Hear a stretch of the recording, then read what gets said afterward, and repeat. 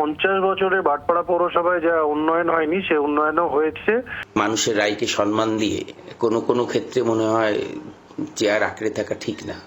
ভাটপাড়া পুরসভার ছবিটা এবার দেখাবো, যেখানে কাউন্সিলরদের গণ পদত্যাগ, গণ ইস্তফা, বেশিরভাগ কাউন্সিলরদের, পৌর প্রধান সহ প্রায় সবাই ইস্তফা দিয়েছেন। এখানে পালা বদলের পর পুরসভায় আসা বন্ধ করে দিয়েছেন কাউন্সিলররা। কাজ করতে তারা পারছেন না, পারেননি। গণ পদত্যাগের সিদ্ধান্ত সেই কারণেই এমনটাই তারা বলছেন। আরো একটু বিস্তারিত জানবো, বরুণ সেনগুপ্ত প্রতিনিধি রয়েছেন টেলিফোন লাইনে। বরুণ, এই যে গণ ইস্তফা, এটার কারণ সম্পর্কে কাউন্সিলররা মূলত কি বলছেন? দেখো, মূলত কাউন্সিলররা প্রত্যেকেই তারা দাবি করছেন যে তারা কাজ করতে পারছিলেন না।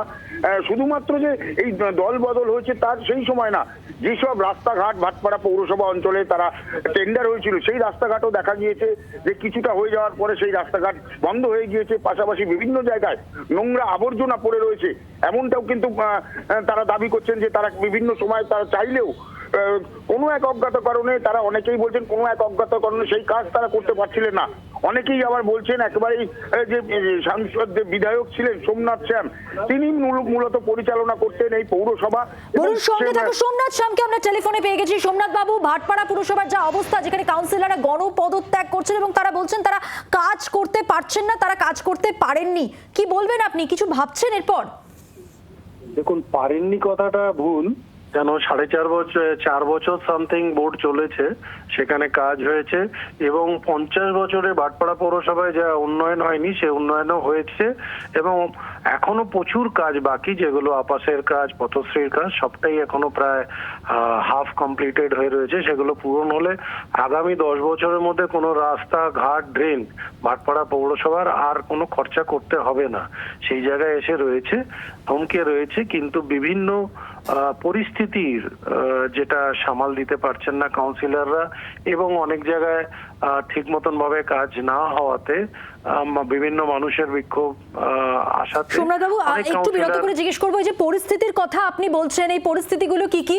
আপনার বিরুদ্ধেও তো তাদের অভিযোগ রয়েছে, আপনি কোনো কাজ করতে দিতেন না, তারা এই অভিযোগ করছেন। যদি কেউ অভিযোগ না করে এখন ব্যক্তিগত কেউ অভিযোগ কোনো কারণে কারোর ভাবনা চিন্তা আসে, তাহলে অভিযোগটা 4.5 বছর হওয়া উচিত ছিল।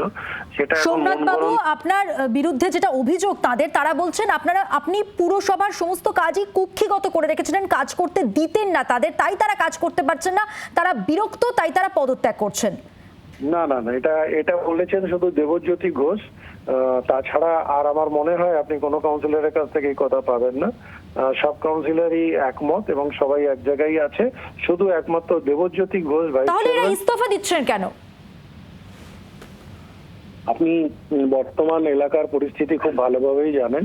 সেই এলাকার পরিস্থিতি সম্মুখীন হয়ে তারা থাকতে পারছেন না, তারা এলাকার বাইরে আছে।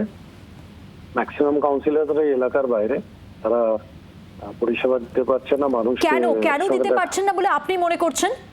তারা এলাকায় নেই, তারা এলাকায় থাকছে না, তাদের এলাকায় তারা অফিস খুলতে পারছে না, তারা যেতে পারছে না। কেন পারছেন না দাদা, এই জায়গাটাই যদি একটু ক্লিয়ার করেন। অফিসগুলো এখনো বন্ধ আছে, অফিসগুলোতে বন্ধ করে রাখা আছে, অফিসগুলো অধিগ্রহণ করে নেওয়া হয়েছে বিভিন্ন জায়গায়, বিভিন্ন পরিস্থিতির অনুকূলে। আজকে যে বাংলার পরিস্থিতি, সেই পরিস্থিতিতে এটা তারা ভয়ভীত, তারা আসছে না, সেই জন্য তারা এটা করেছে। অনেক ধন্যবাদ কথা বলার জন্য। কথা বললাম তৃণমূল নেতা সোমনাথ শ্যামের সঙ্গে।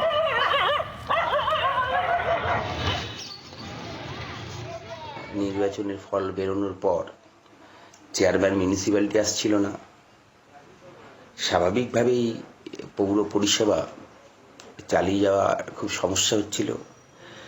পৌর পরিষেবা ডে আফটার ডে আস্তে আস্তে ভেঙে পড়ছিল, এমপ্লয়িদের মাইনে হচ্ছে না। এমত অবস্থায় আর বিকল্প কোনো পথ খোলা ছিল না। মানুষের রায়কে সম্মান দিয়ে কোনো ক্ষেত্রে মনে হয় চেয়ার আঁকড়ে থাকা ঠিক না। বাংলার আওয়াজ, বাঙালির আবেগ, জি 24 ঘন্টা।